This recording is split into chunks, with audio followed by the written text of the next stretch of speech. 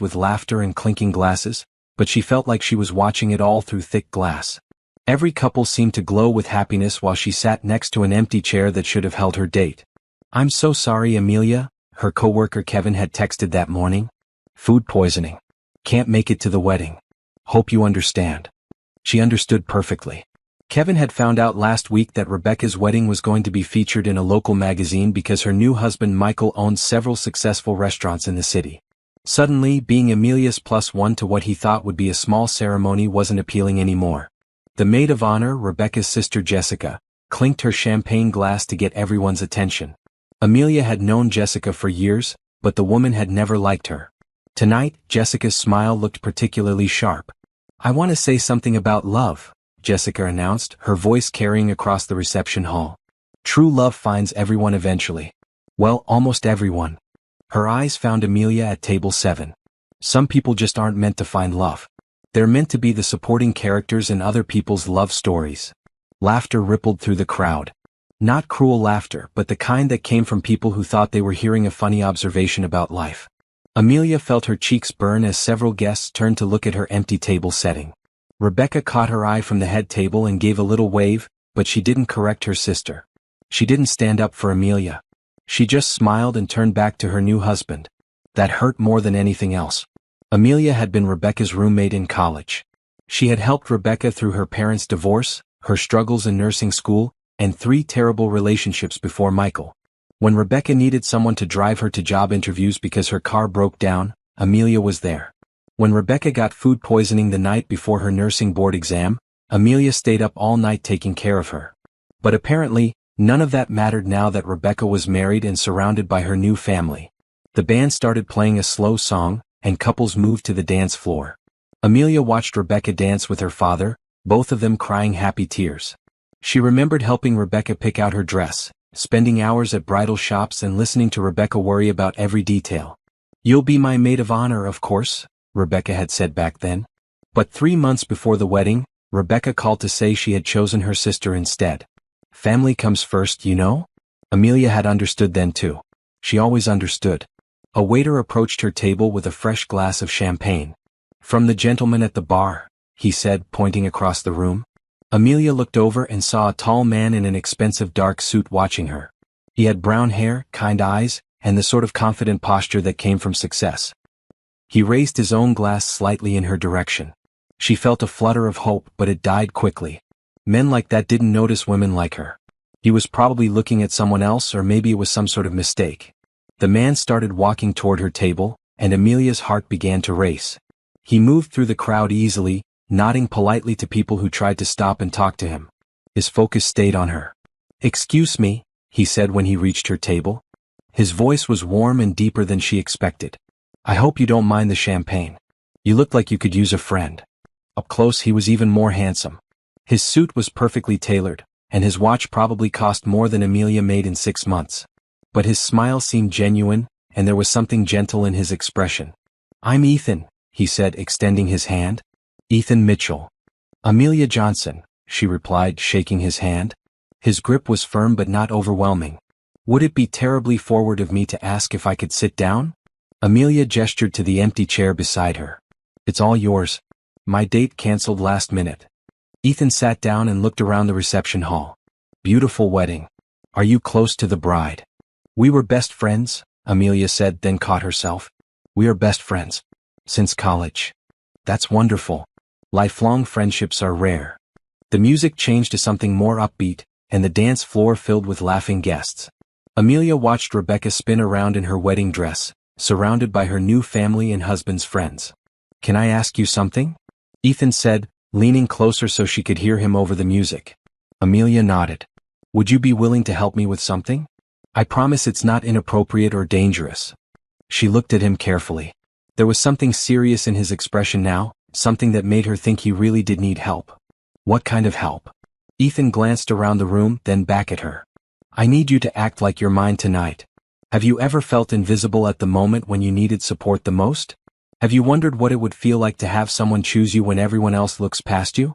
Share your thoughts in the comments below and subscribe to see how this incredible night unfolds for Amelia. Amelia stared at Ethan, certain she had misheard him over the wedding band. I'm sorry, what did you say?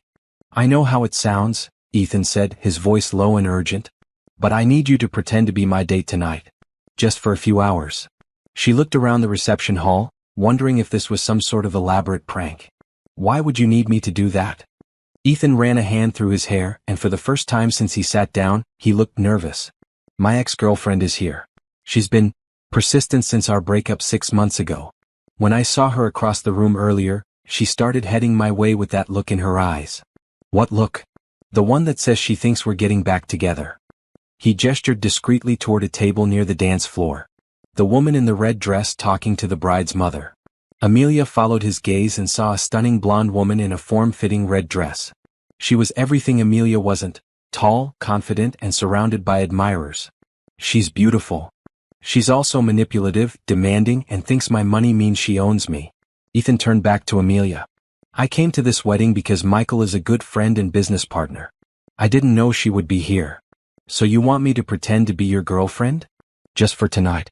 I'll make it worth your time, I promise. And you'll be helping me avoid a very uncomfortable situation. Amelia looked down at her dress, then back at the woman in red. I don't think anyone would believe that you and I are together. Why not? Look at her, then look at me. We're not exactly in the same league. Ethan's expression grew serious. First of all, you're beautiful. Second, you have something she doesn't. What's that? Kindness. I can see it in your eyes. You care about people. He paused. She only cares about herself. The sincerity in his voice made Amelia's chest tight. When was the last time someone had called her beautiful and meant it? What exactly would this involve? She asked. Nothing inappropriate, I promise. We'd sit together, maybe dance once or twice. I'd introduce you as my girlfriend. We'd act like we're happy together. And what do I get out of it? Ethan smiled. Besides helping someone in need? I'll make sure you have the best night you've had in months. You looked like you needed rescuing as much as I do. That stung, but it wasn't wrong. She had been sitting alone, feeling sorry for herself while her best friend celebrated the happiest day of her life. Plus, Ethan continued, I'll owe you a favor. A big one. And I'm someone who can pay his debts. The way he said it made Amelia think he was talking about more than money. There was something about Ethan that made her want to trust him, even though they had just met. What happens when people ask questions? I don't know anything about your life. We'll keep it simple. We met through work, we've been dating for a few months, and we're taking things slow. He reached into his jacket and pulled out his phone. What do you do for work? I'm a marketing coordinator. Well, I was until last month. What happened last month? Budget cuts. I've been freelancing since then, but it's not going well. Ethan's expression grew thoughtful. Marketing. That's actually perfect. I could use someone with marketing experience.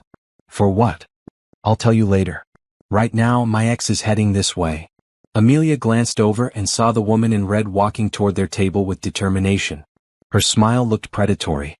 So? Ethan asked. Will you help me? Amelia thought about sitting alone for the rest of the evening, watching happy couples dance while Jessica made more comments about people who weren't meant for love. She thought about going home to her empty apartment and spending Sunday sending out more job applications that would probably be ignored. Then she looked at Ethan, who was offering her a chance to feel wanted, even if it was just pretend. Yes, she said. I'll help you. Relief flooded Ethan's face. Thank you. I owe you already. He reached over and took her hand just as the woman in red arrived at their table. Ethan, darling, the woman said, her voice honey-sweet but with an edge underneath. I was hoping I'd run into you here. Hello, Caroline, Ethan said, not letting go of Amelia's hand. I'd like you to meet my girlfriend, Amelia. Caroline's smile faltered for just a moment before snapping back into place. Girlfriend? How unexpected. Amelia felt Caroline's eyes examining her from head to toe, cataloging every flaw. The silence stretched uncomfortably. It's nice to meet you, Amelia said, surprised by how steady her own voice sounded. Yes, well. Caroline's attention turned back to Ethan. I was hoping we could talk privately. About the Morrison deal. There's nothing to discuss, Ethan said. That deal was settled months ago. Still, I think we should. Caroline. Ethan's voice carried a warning. I'm here with Amelia, and I'd like to enjoy the evening with her. Caroline's smile became razor sharp. Of course. How long have you two been together? Amelia felt panic rise in her throat, but Ethan squeezed her hand gently. 3 months, he said. Best 3 months I've had in years. The way he said it, looking directly at Amelia with warmth in his eyes, almost made her believe it herself. How romantic, Caroline said. And where did you meet? Through work, Amelia said, finding her voice. Ethan needed someone with marketing experience. Oh, you work for him? There was something dismissive in Caroline's tone that made Amelia's spine straighten. I work with him. We're partners. It wasn't exactly true, but Ethan's approving squeeze of her hand told her she had said the right thing. Partners? Caroline repeated. How modern. The band struck up a slow song and Ethan stood up, still holding Amelia's hand. Would you like to dance? He asked. Amelia nodded, grateful for the chance to escape Caroline's scrutiny. As Ethan led her to the dance floor, she heard Caroline mutter something under her breath that sounded like, "We'll see about that." You did great, Ethan whispered as he pulled Amelia into his arms for the dance. She hates me already. Good. That means it's working. Amelia looked up at him as they swayed to the music. What exactly did I just get myself into? Ethan smiled, and for a moment she forgot this was all pretend. Something that might be the best thing that ever happened to both of us. Dancing with Ethan felt like stepping into a different life. He moved with confidence, leading her easily through the slow song while other couples swayed around them. Amelia could feel eyes watching them, but for once the attention didn't make her want to disappear. You're a good dancer, she said, looking up at him. My mother insisted on lessons when I was 12. I hated it then, but I'm grateful now. It shows. Ethan spun her gently, and when she came back to him, his smile was genuine. You're not what I expected when I walked over to your table. What did you expect? Someone who needed rescuing. But you're rescuing me just as much. The song ended, but Ethan didn't let go of her hand as they walked back toward their table. Caroline was nowhere to be seen, but Amelia noticed other guests watching them with interest. Amelia? A familiar voice called out. Rebecca was walking toward them, her wedding dress trailing behind her like a cloud of white silk. Her face showed confusion and curiosity. Rebecca, hi, Amelia said, suddenly nervous. Congratulations again. Everything is beautiful. Thank you. Rebecca's eyes moved to Ethan, then to their joined hands. I don't think we've met. Ethan Mitchell, he said, extending his free hand. Congratulations on your marriage. Thank you. Rebecca shook his hand but kept looking between him and Amelia. Amelia, I thought Kevin was your plus one. He got sick, Amelia said. Ethan came instead. Instead. Rebecca's eyebrows rose. You mean? We're dating, Ethan said smoothly. I know Amelia was excited to introduce me to her best friend. Rebecca's expression shifted to something Amelia couldn't quite read. Surprise mixed with something that might have been concern. That's wonderful, Rebecca said slowly. How long have you two been together? A few months, Amelia said, sticking to their story. And I've never heard about him? Amelia felt heat creep up her neck. Rebecca was right to be suspicious. They had talked on the phone just last week, and Amelia had definitely not mentioned dating anyone. We wanted to keep things private at first, Ethan said, stepping closer to Amelia. You know how it is with new relationships. Sometimes it's better to see how things develop before telling everyone. Of course, Rebecca said, but her tone suggested she didn't quite believe it.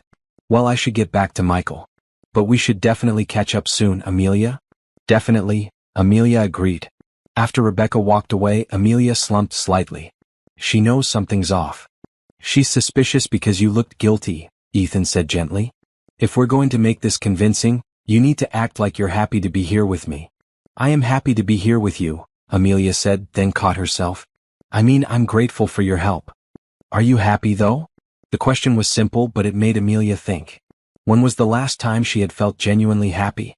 Not content, not okay, but actually happy? I'm having a better time than I expected, she said honestly. Good. That's what I want to hear. A waiter appeared with fresh drinks and Ethan tipped him generously. As they sat back down at their table, Amelia noticed how different everything felt now. The empty chair was gone, replaced by Ethan's warm presence. The pitying looks had turned to curious glances. Tell me about yourself, Ethan said. If we're supposed to be dating, I should know more than just your name and profession. What do you want to know? Everything. Where did you grow up? What do you love? What makes you laugh? Amelia sipped her champagne, buying time. It had been so long since someone asked her these kinds of questions. I grew up in Cleveland, she said.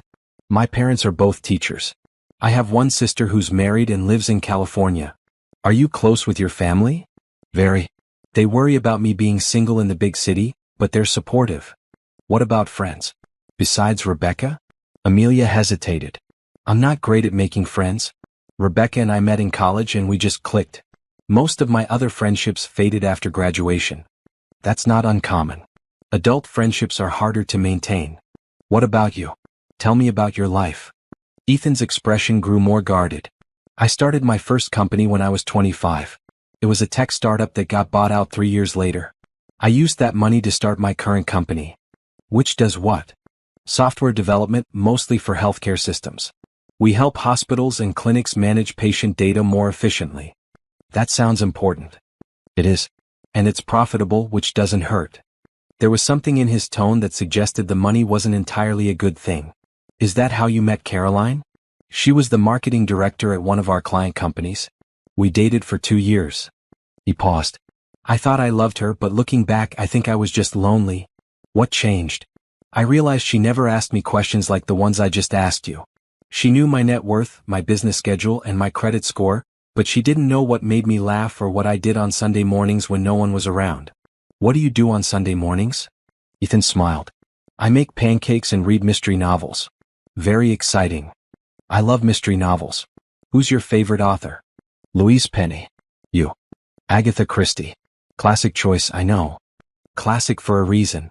They talked for another hour, sharing stories and discovering surprising connections. Ethan had also grown up in Ohio, just 2 hours from Amelia's hometown. They both loved hiking, hated romantic comedies, and had complicated relationships with social media. This is the longest conversation I've had with someone new in months, Amelia admitted. Same here. Most people want to talk about business or ask me for favors. Is that why you don't like being wealthy? Ethan looked surprised. How did you know I don't like it? The way you said it was profitable. Like you were apologizing for having money. You're very observant. It's a defense mechanism. When you're used to being overlooked, you learn to pay attention to details. I don't think you're someone who should be overlooked. The sincerity in his voice made Amelia's heart skip. Even if this was all pretend, Ethan had a way of making her feel seen that she hadn't experienced in years. The band announced the last dance, and couples began moving to the floor for one final song. Shall we? Ethan asked, standing and offering his hand. We should probably make one more appearance, Amelia agreed. As they danced to the slow, romantic song, Amelia found herself forgetting that this was all an act. Ethan held her close and she could smell his cologne, feel the warmth of his hand on her back. When she looked up at him, he was already watching her with an expression she couldn't quite read. Thank you, he said softly. For tonight. For helping me. Thank you for asking. Can I ask you something else? What? Would you like to have dinner with me tomorrow night? Not as pretend dates. As real people who enjoyed talking to each other. Amelia's breath caught. This wasn't part of the deal they had made. Are you sure? I'm sure. Unless you don't want to. She thought about saying no, about keeping this as a beautiful memory from one perfect evening. But looking into Ethan's eyes, she realized she didn't want this to end. I'd like that, she said. Good. I was hoping you'd say yes.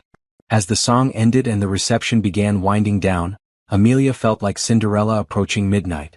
Soon the magic would end, and she'd go back to being ordinary Amelia with no job and no prospects. But maybe, just maybe, the magic didn't have to end at all. The next evening, Amelia stood in front of her closet for the third time in 20 minutes, second-guessing every outfit choice. The wedding had been formal, giving her an excuse to wear her best dress.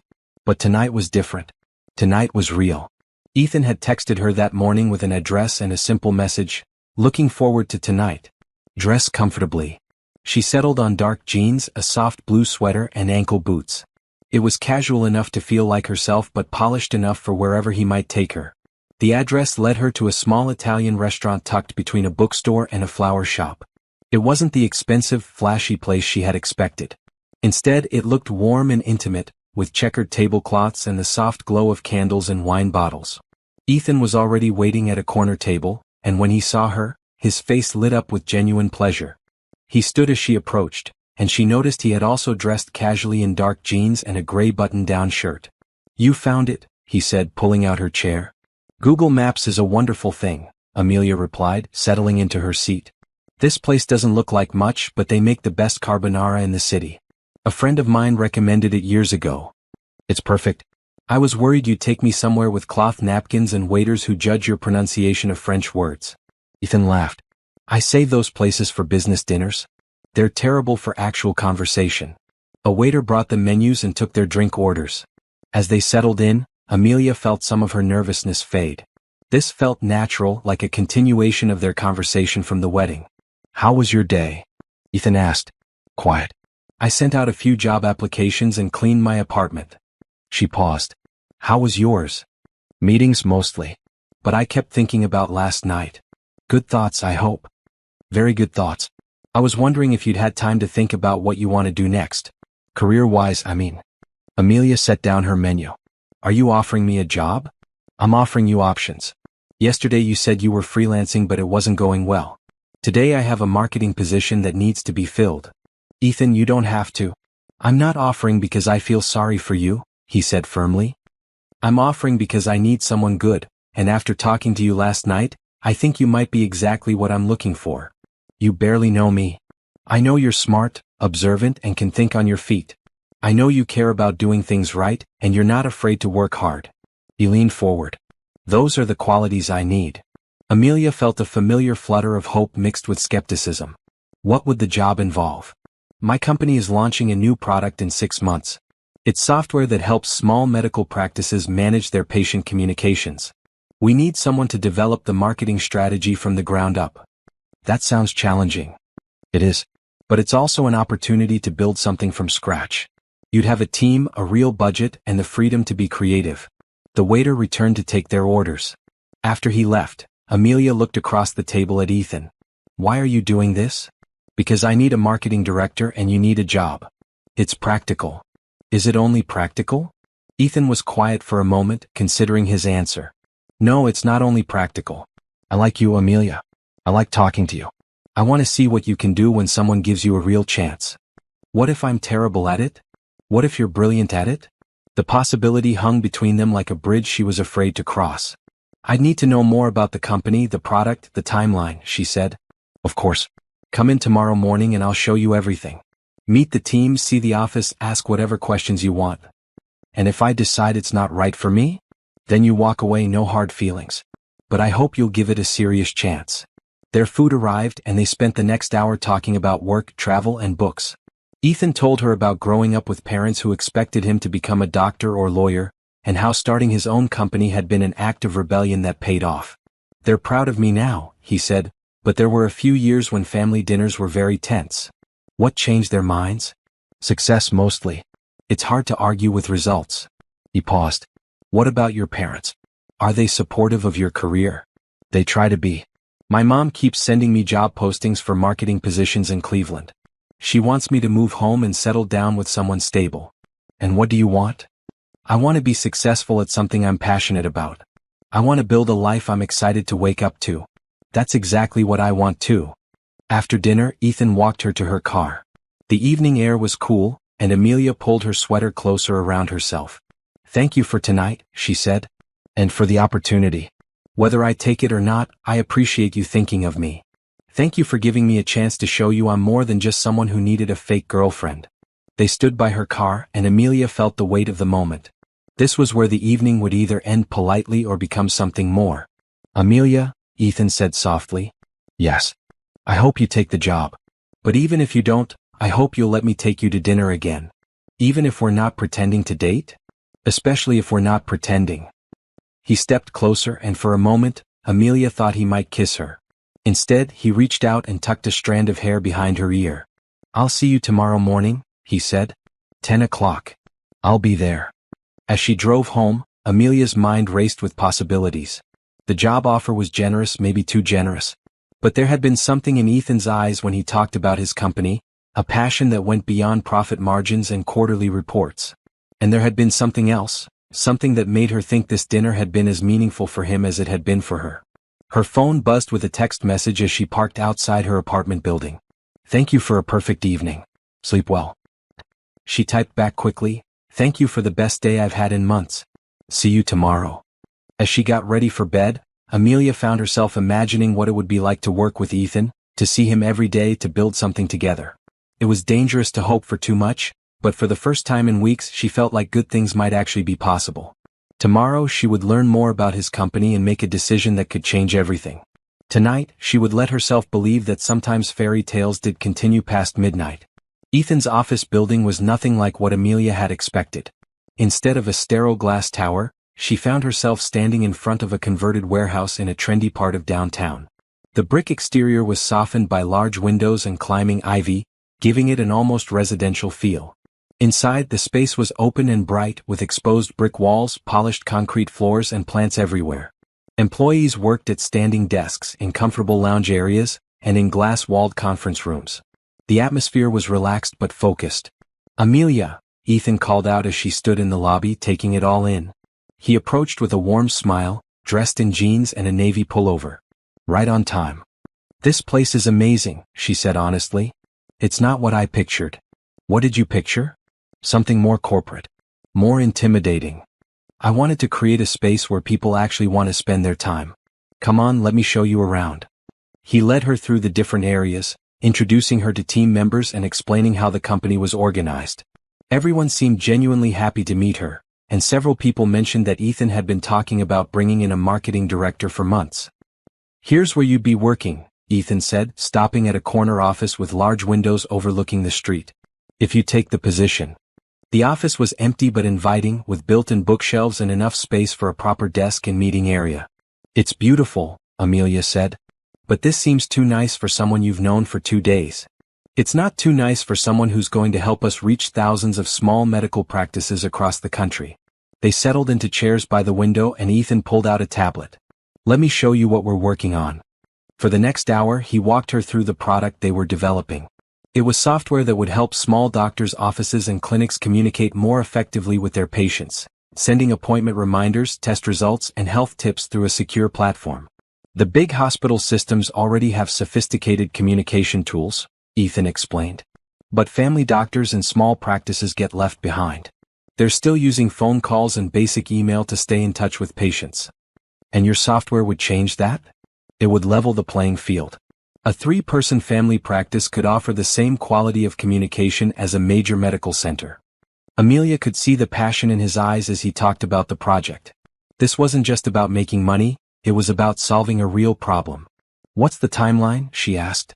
"We want to start beta testing in 3 months and launch fully in 6. The product is almost ready, but we need a marketing strategy that will reach our target audience effectively. Small medical practices probably don't have big marketing budgets." "Exactly. Which is why we need someone creative enough to find ways to reach them that don't cost a fortune." Amelia's mind was already spinning with ideas. She thought about the small clinic where her family doctor worked, how they still used a paper appointment book and called patients with test results. "I'd want to interview some of your target customers," she said. "Understand their current processes and pain points." "Absolutely.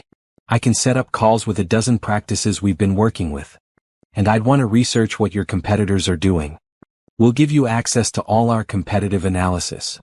They talked for another hour about the challenges and opportunities. Amelia found herself getting excited about the project, imagining campaigns and strategies that could make a real difference. "Can I ask you something personal?" Ethan said as they took a break. "Sure. What happened at your last job? You mentioned budget cuts, but..." Amelia sighed. "The truth is, my boss never liked me. I think he saw me as a threat because I had ideas that were different from his. When they needed to cut costs, I was an easy target." "What kind of ideas?" "He wanted to focus all our marketing on big corporate clients. I thought we were missing opportunities with smaller businesses who needed our services just as much." She paused. "Sound familiar?" Ethan smiled. "Very familiar. You'd fit in well here." "Why did you start this company?" "Because I got tired of working for people who only cared about profit margins. I wanted to build something that actually helped people. Even if it made less money? Making money is important, but it's not the only thing that matters.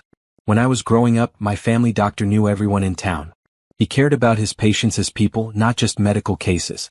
But he spent half his time on paperwork and phone calls instead of actually helping people. So you decided to give him better tools.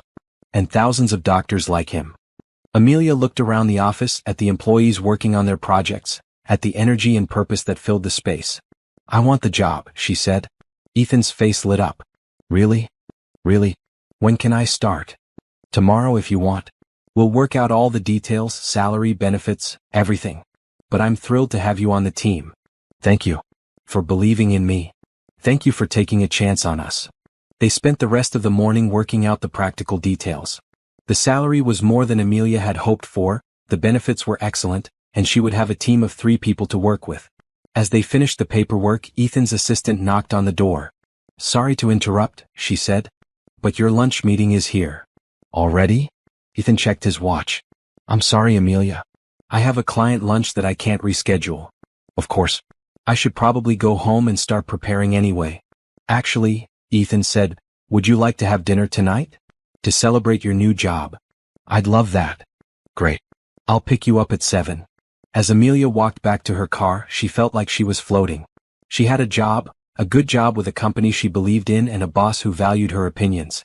More than that, she had Ethan, who seemed to see potential in her that she sometimes forgot she had.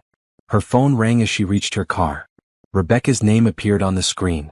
Hey, Amelia answered. Hey yourself. How are you doing after the wedding? I'm good. Really good actually. I wanted to talk to you about your date. Ethan? Amelia felt her stomach clench. What about him? Where did you meet him? You never mentioned dating anyone. I told you we met through work. But you don't have a job right now. Rebecca was right, and Amelia realized she needed to be more careful with her story. I was doing some freelance work for his company. We started talking and things developed from there. He seems nice, but don't you think it's moving a little fast? Bringing him to my wedding when you've only been dating a few months. It's fine, Rebecca. I can handle my own relationships. I know you can. I just worry about you. You're so trusting and sometimes people take advantage of that. Ethan's not taking advantage of me. How do you know? You said yourself he's wealthy. Maybe he's looking for someone who won't make demands on him. The suggestion stung because it echoed Amelia's own fears. I have to go, Amelia said. But I'm fine really. Okay. But if you need to talk, I'm here. After she hung up, Amelia sat in her car for a few minutes, thinking about Rebecca's words. Was she being naive? Was Ethan's interest in her too good to be true? Then she thought about the way he had talked about his company, the genuine passion in his voice when he described helping small medical practices. She thought about how he had listened to her ideas and valued her opinions. Maybe it was too good to be true. But for the first time in her life, she was going to choose to believe in something wonderful instead of waiting for it to fall apart. Tonight, she would celebrate her new job and see where this unexpected relationship might lead. Tomorrow she would start building the life she had always wanted. 3 weeks into her new job, Amelia felt like she was living someone else's life.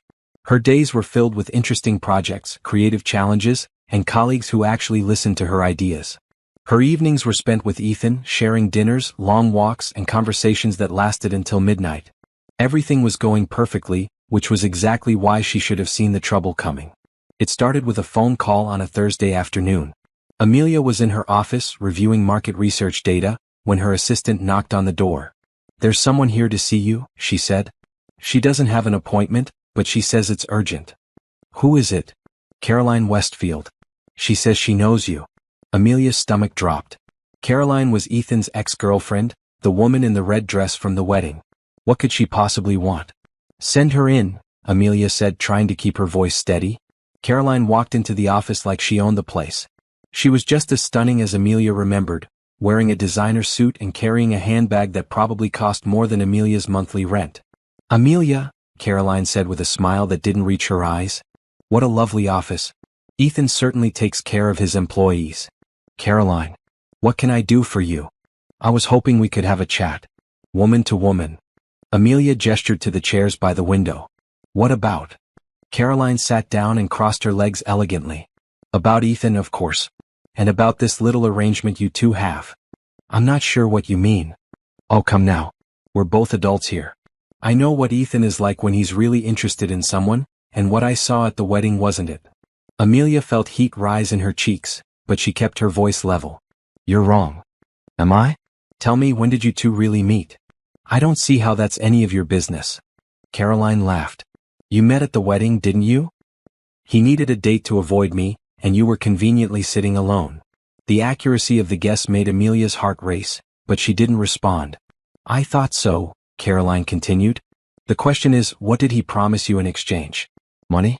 A job? She looked around the office meaningfully. Both. You need to leave. I'm trying to help you, Amelia. You seem like a nice person, but you're in over your head. Ethan doesn't date women like you. Women like me? Ordinary women. Women who need rescuing. He likes his charity cases for a while, but eventually he gets bored and moves on to someone more suitable. Each word was designed to hurt, and it was working. Caroline was voicing every insecurity Amelia had been trying to ignore. If that's true, why are you here? Because I care about Ethan and I can see he's making a mistake. He thinks he wants something real and simple, but that's not who he is. He needs someone who understands his world, his responsibilities. Someone like you? Exactly like me. Amelia stood up. This conversation is over. Please leave. Caroline rose gracefully and smoothed her skirt. Think about what I've said, Amelia. Ask yourself if this is really love or if you're just a convenient solution to a temporary problem. After Caroline left, Amelia closed her office door and sat down heavily in her chair. The woman's words echoed in her mind, mixing with her own doubts and Rebecca's warnings. Was she being naive? Had Ethan offered her the job just to keep her around? Was their relationship real, or was she just filling a role in his life? Her phone buzzed with a text from Ethan. Looking forward to dinner tonight. I have something special planned. Usually, a message like that would have made her smile. Today it made her stomach twist with anxiety. That evening Ethan picked her up at 7 as planned. He seemed excited about something, practically bouncing with energy as they drove across town. Where are we going? Amelia asked. You'll see. It's a surprise. He pulled up in front of an elegant restaurant downtown, the kind of place Amelia had only seen in magazines. A valet took their car and the maitre d' greeted Ethan by name. Mr. Mitchell, your table is ready. They were seated at a private table on the restaurant's rooftop, with views of the city lights stretching out below them. It was beautiful and romantic, but all Amelia could think about was Caroline's words. This is incredible, she said, trying to match Ethan's enthusiasm. I wanted tonight to be special. He reached across the table and took her hand. These past few weeks have been amazing. You've made everything better, work and life. Ethan. I know we haven't been together very long, but I feel like I've been waiting for you my whole life. His words should have filled her with joy. Instead, they made her feel guilty and confused. Is that why you hired me? She asked. Ethan looked puzzled. What do you mean? Did you offer me the job because you wanted to keep me around? Because it was convenient? Where is this coming from? Amelia pulled her hand back. Caroline came to see me today. Ethan's expression darkened. What did she say? That you don't really care about me. That I'm just a charity case you'll get tired of eventually. And you believed her? I don't know what to believe. This all happened so fast, Ethan. The job, us, everything. Maybe it's too good to be true. It's not too good to be true. It's just good. How can you be sure? Ethan was quiet for a long moment, staring out at the city lights. Because I've never felt this way before, he said finally. Not with Caroline, not with anyone. When I'm with you, I feel like myself.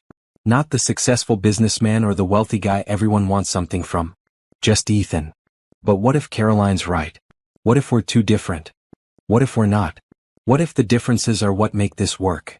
Amelia wanted to believe him, but the doubts were too strong. I think I need some time to figure this out, she said. Time apart? Time to think. About us, about the job, about everything. Ethan nodded slowly. If that's what you need. The drive back to her apartment was quiet and tense. When they pulled up outside her building, Ethan turned to her. Amelia, whatever Caroline said, whatever doubts you're having, remember one thing. I chose you. Not because you were convenient or easy, but because you're extraordinary. I don't feel extraordinary. That's one of the things I love about you. The word love hung between them, heavy with meaning and possibility. I'll call you, Amelia said, getting out of the car. I'll be waiting. As she watched him drive away, Amelia felt like she was making a terrible mistake. But Caroline's words had planted seeds of doubt that she couldn't ignore. Was she extraordinary enough for someone like Ethan? Or was Caroline right that this was all just a beautiful illusion that would eventually shatter? Tomorrow she would have to decide whether to fight for something wonderful or protect herself from potential heartbreak. Tonight she would try to figure out which choice would hurt less in the long run. Amelia spent the weekend analyzing every moment she had shared with Ethan, looking for signs that Caroline might be right. She replayed conversations, examined gestures, and questioned motives until her head ached from overthinking.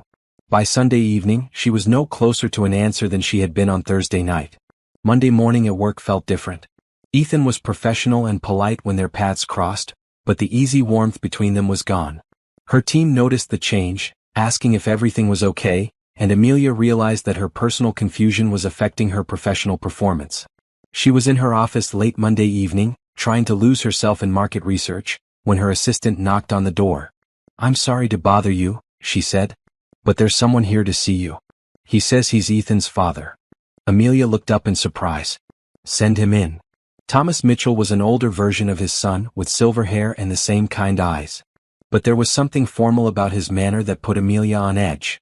"Miss Johnson," he said, extending his hand. "I'm Thomas Mitchell. Thank you for seeing me without an appointment." "Of course. Please sit down." Thomas settled into the chair across from her desk and looked around the office approvingly. "Ethan has spoken very highly of your work," he said. "He tells me you've brought fresh perspective to the marketing strategy. I'm enjoying the challenge. I'm sure you are. It's quite an opportunity for someone in your position." There was something in his tone that reminded Amelia uncomfortably of Caroline. "What can I do for you, Mr. Mitchell? I understand you and my son have become close." "We're dating, yes." "I see. And how long have you known Ethan?" "A few weeks." Thomas nodded as if this confirmed something he already suspected. "Miss Johnson, I'm going to be direct. My son is a good man, but he has a tendency to be impulsive, especially when it comes to matters of the heart. I'm not sure I understand. He sees someone in need and he wants to help. It's an admirable quality, but it sometimes leads him to make decisions based on emotion rather than logic." Amelia felt anger beginning to build in her chest. "Are you suggesting that I'm taking advantage of your son?" "I'm suggesting that perhaps this relationship has moved faster than is wise for either of you. With respect, Mr. Mitchell, that's between Ethan and me." Thomas leaned forward. "Is it? When my son's personal decisions affect his business judgment, it becomes a family matter." "What do you mean?" "Hiring someone he's romantically involved with creates complications. Conflicts of interest, potential legal issues, questions about favoritism." The implications of his words hit Amelia like a physical blow. "You think he hired me because we're dating?" "I think he hired you very quickly after meeting you, and I think his feelings may have clouded his professional judgment." "That's not true." "How can you be certain? You've known him for less than a month." Amelia thought about Caroline's visit, about her own doubts, about the speed with which everything had happened. Maybe Thomas was right. Maybe she was the problem. "What do you want from me?" she asked. "I want you to consider whether this situation is fair to either of you. Ethan deserves to make clear-headed decisions about his company and his personal life. You deserve to build a career based on your own merits, not on someone's romantic feelings.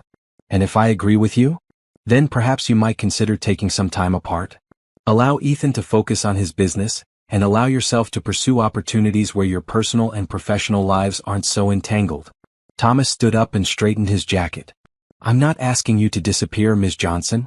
I'm simply suggesting that some distance might be beneficial for everyone involved." After he left, Amelia sat in her office feeling worse than she had since Caroline's visit. Now it wasn't just Ethan's ex-girlfriend questioning their relationship. It was his family. She was still sitting there an hour later when Ethan appeared in her doorway. "My assistant said my father was here," he said. "What did he want?" "To convince me that we're bad for each other." Ethan stepped into the office and closed the door behind him. "What did he say?" "That you hired me because of our relationship. That I'm a conflict of interest. That you're making emotional decisions instead of logical ones." "And what did you tell him?" "I didn't know what to tell him. Because maybe he's right." Ethan sat down across from her, his expression serious.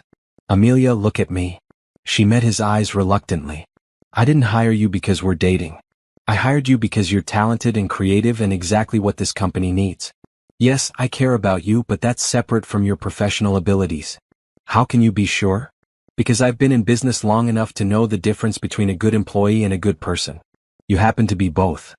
But your father has a point about conflicts of interest. My father has opinions about everything I do. He thinks I should run my company the way he ran his, marry someone from our social circle, and live a life that makes sense on paper. Maybe he's not wrong. He is wrong. About you, about us, about what I need." Ethan leaned forward. "Amelia, I know you're scared. I know Caroline and my father have made you doubt everything. But don't let them win. What if they're right though? What if this is all too fast and too complicated? Then we'll figure it out together. But we can't solve anything if you keep pulling away. Amelia looked at Ethan, at the sincerity in his eyes and the hope in his expression. She thought about the past few weeks, about how happy she had been, about how right everything had felt before other people started interfering. I don't want to be the reason you make bad business decisions, she said. You're not. You're the reason I'm making better decisions. About the company, about my life, about what I want my future to look like. Your father thinks I'm just someone you're trying to rescue. My father doesn't know you. If he did, he'd realize that you're the one rescuing me. Amelia felt tears prick at her eyes. I'm so confused, Ethan. Everyone keeps telling me this isn't real, that it won't last, that I'm not right for you. What do you think? I think I've never been happier than I have been these past few weeks. I think you make me want to be braver and stronger. I think what we have is worth fighting for. Ethan smiled for the first time since he had walked into her office. Then let's fight for it. What about your father? About Caroline? Let me worry about them. The only opinions that matter are yours and mine. Amelia took a deep breath. Okay. Let's fight for it. Ethan stood up and walked around the desk to her. Are you sure? I'm sure. I'm tired of letting other people's fears become my fears. He pulled her into his arms, and for the first time in days, Amelia felt like she could breathe again. No more running away? He asked. No more running away, she promised. As they held each other in her office, surrounded by the work they were building together, Amelia realized that sometimes the biggest risk wasn't taking a chance on love. Sometimes the biggest risk was letting fear talk you out of something beautiful. The next few weeks felt like a test of everything Amelia and Ethan had promised each other. Caroline seemed to appear everywhere. At the coffee shop Amelia frequented, at professional networking events, even at the grocery store near Amelia's apartment. Each encounter was brief but pointed, designed to plant new seeds of doubt. Still playing house with Ethan? Caroline asked one morning, appearing beside Amelia at the pharmacy counter. How domesticated of him. We're happy, Caroline, Amelia replied, determined not to let the woman get under her skin again. Happiness is temporary. Compatibility is forever. Ask yourself if you can really see yourself at charity galas and board meetings for the next 30 years. Meanwhile, Thomas Mitchell began showing up at the office more frequently, always with legitimate business reasons but clearly keeping an eye on his son's relationship. He was polite to Amelia but distant, making it clear that her presence was noted and evaluated.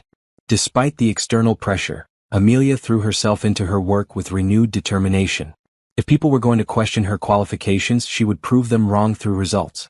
The marketing campaign she developed exceeded every target.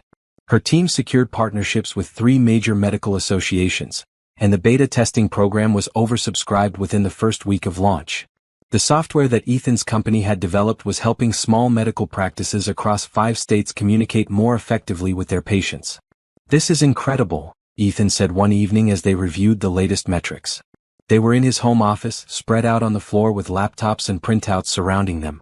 We're 6 weeks ahead of schedule, and the feedback has been overwhelmingly positive. Your product is good, Amelia said, highlighting key statistics. It was just a matter of reaching the right people with the right message. Our product, Ethan corrected. You've been as instrumental in making this work as anyone on the development team.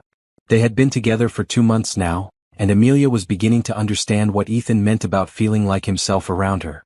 The successful businessman facade fell away when they were alone, replaced by someone who made terrible jokes, burned grilled cheese sandwiches, and got genuinely excited about mystery novels. I have something to tell you, Ethan said, setting aside his laptop. Good something or concerning something? I think it's good, but you can decide for yourself. He moved closer to her on the carpet. I've been offered an opportunity to expand the company. That's wonderful. What kind of expansion? A healthcare consortium in California wants to license our software for their entire network. We're talking about hundreds of practices, tens of thousands of patients. Amelia could see the excitement in his eyes, but there was something else there too. What's the catch? She asked. It would mean relocating the headquarters to San Francisco. Better access to clients, more opportunities for growth, a chance to really scale what we're doing. When would this happen? 6 months. Maybe sooner if we can get the logistics worked out. Amelia felt her stomach clench. What about your life here? Your family? My family will understand. It's good business. What about us? Ethan reached for her hands. I was hoping you'd come with me. To San Francisco? To wherever this takes us. Amelia, I know it's soon and I know it's a big decision, but I can't imagine doing this without you. The magnitude of what he was asking hit her all at once. He wasn't just inviting her to move across the country. He was asking her to build a life with him. Ethan, we've been together for 2 months. I know. But some things you just know regardless of timing. What if I'm not ready for something that big? Then we figure out another way. But I had to ask. Amelia looked around his home office, at the evidence of their successful collaboration scattered across the floor. 2 months ago, she had been unemployed and alone at a wedding. Now she was being asked to relocate for a relationship and a career that exceeded her wildest dreams. Can I think about it? She asked. Of course. Take all the time you need. That night, Amelia called her sister in California. Amelia? It's so late there. Is everything okay? I need advice, Amelia said, settling into her apartment with a cup of tea. About work and life and making big decisions. Okay, I'm listening. Amelia told her sister everything. The wedding, meeting Ethan, the job offer, the complications with Caroline and Thomas, and now the possibility of moving to California. Wow, her sister said when Amelia finished. That's a lot for 2 months. I know. Maybe too much. Or maybe it's exactly what you've been waiting for. You've been playing it safe your whole life, Amelia. Maybe it's time to take a real risk. What if it doesn't work out? What if it does? What if this is your chance to have everything you've always wanted? I'm scared. Good. That means it matters. After they hung up, Amelia sat in her apartment thinking about everything her sister had said. She had been playing it safe, settling for less than she deserved, accepting other people's opinions about what she was capable of. Maybe it was time to stop being afraid of good things. The next morning she found Ethan in his office early, reviewing financial projections. I have an answer, she said from his doorway. He looked up, hope and anxiety warring in his expression. And? Yes. I'll come with you to San Francisco. The smile that spread across his face was worth every moment of uncertainty she had experienced. Really? Really? But I have conditions. Name them. I want to be an equal partner in the expansion, not just your girlfriend who happens to work for you. I want equity in the company and decision-making authority. Done. And I want us to be honest about what we're doing. This isn't just a business relocation, it's us choosing to build a life together. I wouldn't want it any other way. Ethan came around his desk and pulled her into his arms. Are you sure about this? I'm sure about us. The rest we'll figure out as we go. As they held each other in his office, Amelia realized that sometimes the most important decisions weren't the ones you made with your head. Sometimes you had to trust your heart and take a leap of faith. She was ready to jump. The announcement of the company's expansion to San Francisco should have been a celebration. Instead, it triggered a series of events that would test everything Amelia and Ethan had built together. The first sign of trouble came during a staff meeting where Ethan announced the relocation. While most employees were excited about the opportunity, a few expressed concerns about the speed of the decision and the logistics of the move. This seems sudden, said Marcus from the development team. 6 months ago we were focused on regional expansion. Now we're talking about relocating across the country. Good opportunities don't wait for convenient timing, Ethan replied. This partnership could multiply our impact by 10. Is it true that our marketing director will be getting equity as part of the expansion? Asked another employee. Amelia felt every eye in the room turn to her. She had known that Ethan's offer would become public knowledge eventually, but she hadn't expected it to happen so quickly. That's correct, Ethan said firmly. Amelia has been instrumental in our success, and her role in the expansion will reflect that. After the meeting, Amelia overheard 2 employees talking in the break room. It's pretty convenient, don't you think? Dating the boss and getting promoted at the same time? I heard she didn't even interview for her current job. Just got hired after meeting him at some wedding. The words stung because they echoed Amelia's own fears about how their relationship looked to outsiders. That evening, she and Ethan were having dinner at her apartment when her phone rang. Rebecca's name appeared on the screen. I should take this, Amelia said. She's been trying to reach me for days. Amelia, finally, Rebecca said when she answered. I've been worried about you. I'm fine. Just busy with work. That's actually what I wanted to talk to you about. I heard through my cousin that you're moving to California with Ethan. Amelia sighed. She had been planning to tell Rebecca about the move herself, but news traveled fast in their social circle. We're relocating for business reasons, Amelia said. Business reasons? Amelia, you've been dating this man for 2 months, and now you're moving across the country with him. It's not that simple. It sounds exactly that simple. You meet a rich guy at my wedding, he gives you a job, and now you're following him to California. How does that sound to you? Amelia glanced at Ethan, who was pretending not to listen but clearly hearing every word. It sounds like I'm making decisions about my own life, Amelia said. Or like you're being manipulated by someone who knows exactly how to get what he wants. Rebecca, that's enough. Is it? Have you asked yourself why a successful businessman would hire someone with no experience in his industry? Have you wondered why he's moving so fast with this relationship? We're in love, Rebecca. Are you? Or are you grateful, which isn't the same thing? The question hit too close to home. After Rebecca hung up, Amelia sat staring at her phone, her appetite gone. Everything okay? Ethan asked gently. Rebecca thinks I'm making a mistake. She thinks you're manipulating me. What do you think? I think everyone has an opinion about our relationship except us. Ethan moved to sit beside her on the couch. Talk to me. What's really bothering you? Do you ever wonder if we're moving too fast? 2 months ago I was unemployed and single. Now I'm relocating across the country for a man I barely know. You know me. Do I?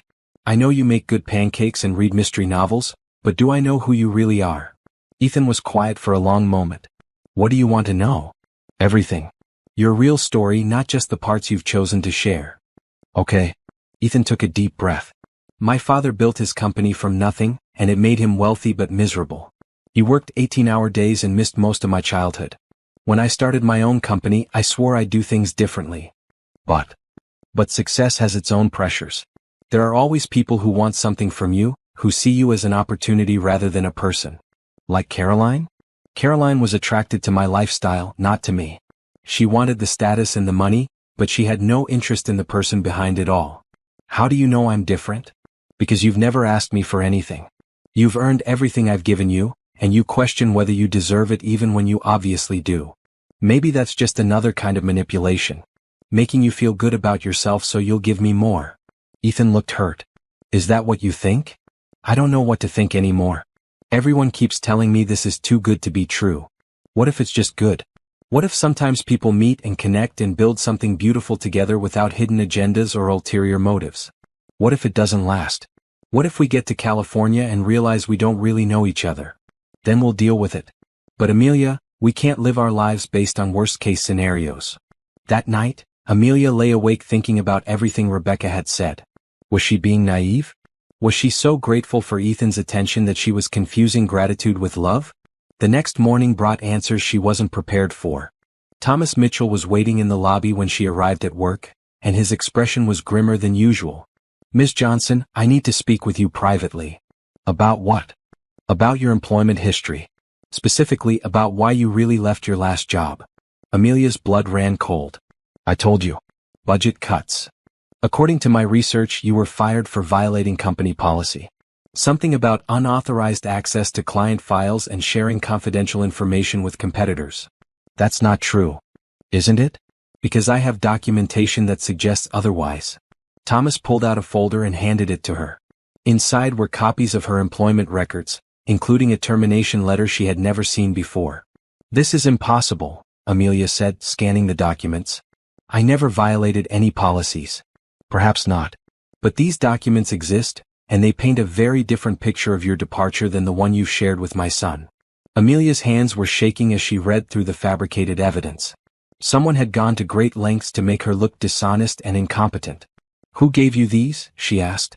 Someone who cares about my son's welfare and the future of his company. Caroline. Thomas didn't deny it. The source is less important than the content. Can you explain these discrepancies? They're lies. All of it. Can you prove that? Amelia realized with growing horror that she couldn't. Her former boss had been careful to document everything in a way that protected the company but made her look guilty. What do you want? She asked. I want you to tell my son the truth about your past before he makes a decision that could ruin his company's reputation. The truth is that I did nothing wrong. Then you should have no problem discussing this with Ethan.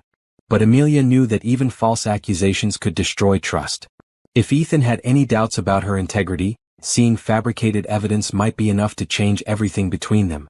As Thomas walked away, Amelia realized that her enemies had found the perfect weapon. Not lies about her character, but lies about her past that she couldn't easily disprove. Now she had to decide whether to fight for her relationship or protect Ethan from the scandal that Caroline and his father were trying to create.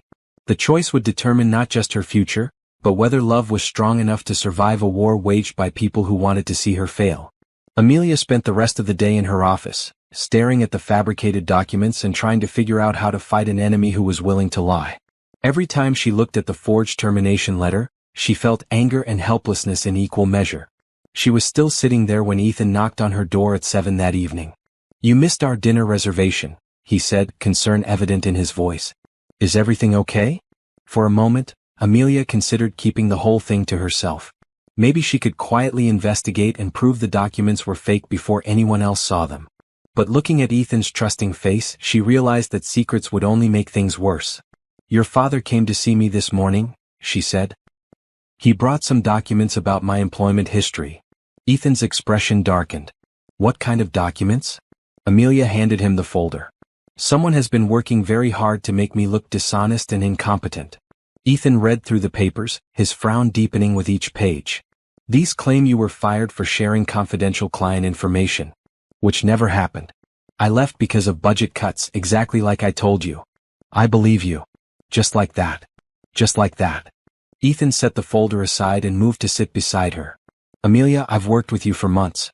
I've seen your integrity, your work ethic, your dedication. These documents don't change what I know about you. But they look official.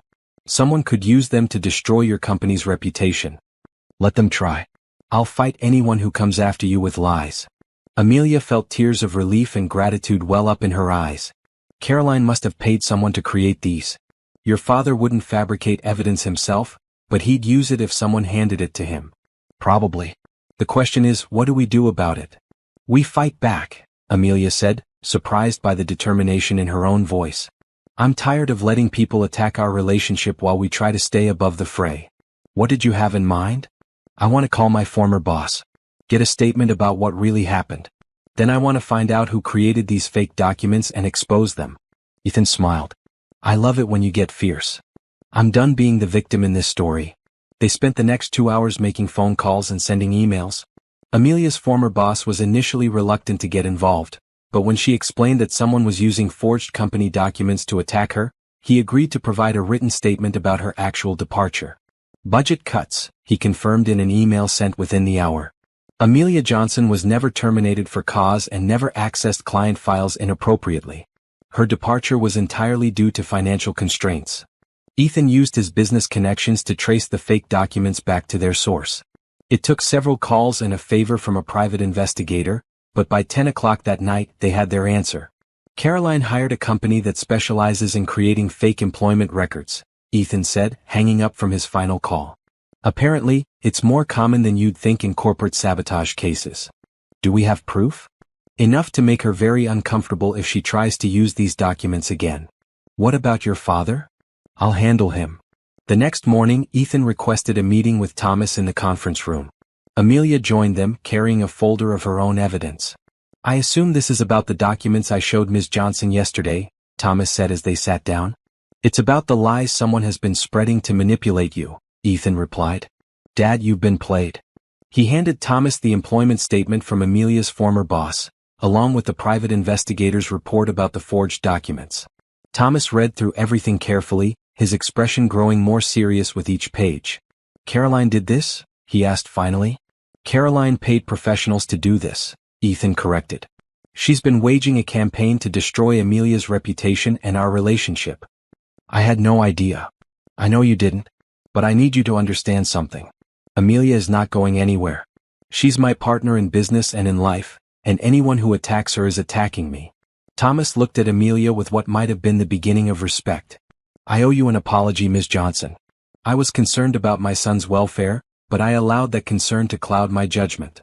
"I understand," Amelia said. "You were protecting your family. Still, I should have investigated more thoroughly before bringing you those documents." "The important thing is that the truth is out now," Ethan said. "What will you do about Caroline?" "We're going to give her a choice," Amelia said. "She can disappear quietly, or we can make her fabrication of evidence very public." That afternoon, Ethan and Amelia met Caroline at her downtown office. She was as composed as ever, but there was something brittle in her smile when she saw them together. Ethan, what a surprise. And Amelia, how are you settling into your new role? We know what you did, Ethan said without preamble. The fake documents, the forged employment records. We have proof. Caroline's composure slipped for just a moment before snapping back into place. I have no idea what you're talking about. We have the private investigator's report, Amelia said. We know which company you hired and how much you paid them. Even if that were true, it's not illegal to verify someone's employment history. It's illegal to fabricate evidence and use it to damage someone's reputation, Ethan said. It's called defamation and it comes with both civil and criminal penalties. Caroline sat back in her chair, finally understanding that she had been caught. What do you want? She asked. We want you to stop, Amelia said. No more surprise visits, no more lies, no more attempts to sabotage our relationship. And if I refuse? Then tomorrow morning, I'll be making some very interesting phone calls to your clients and professional contacts, Ethan said. I wonder how they'll feel about working with someone who fabricates evidence. Caroline stared at them for a long moment, clearly weighing her options. Fine, she said finally. You win. I'll leave you alone. Good choice, Ethan said, standing up. Because if you ever come near Amelia again, I'll make sure everyone in this industry knows exactly what kind of person you really are. As they walked out of Caroline's office, Amelia felt lighter than she had in weeks. Is it over? She asked. It's over, Ethan confirmed. Now we can focus on the important things. Like moving to California? Like building a life together.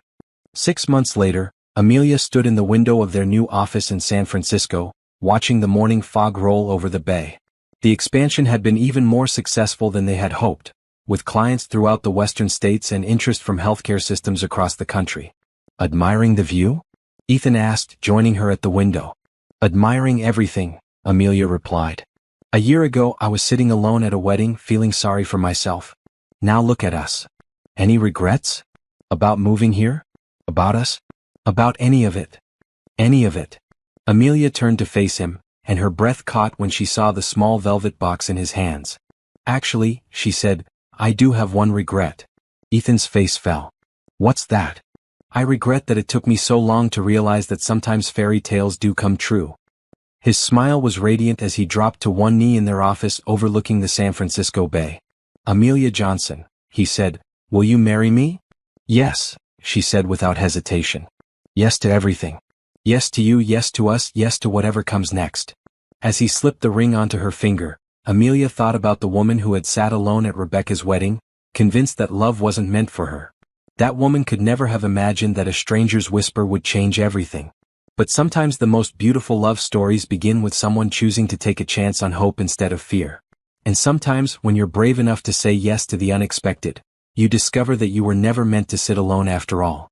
You were meant to find the person who would whisper, act like you're mine, and then spend a lifetime making it true. What happens when lonely hearts collide at the worst possible moment? Have you ever wondered if one conversation could change your entire life? Don't forget to subscribe and share your thoughts in the comments about whether love at first sight is real or just a beautiful myth. This story proves that sometimes the people who save us are the ones we least expect to find.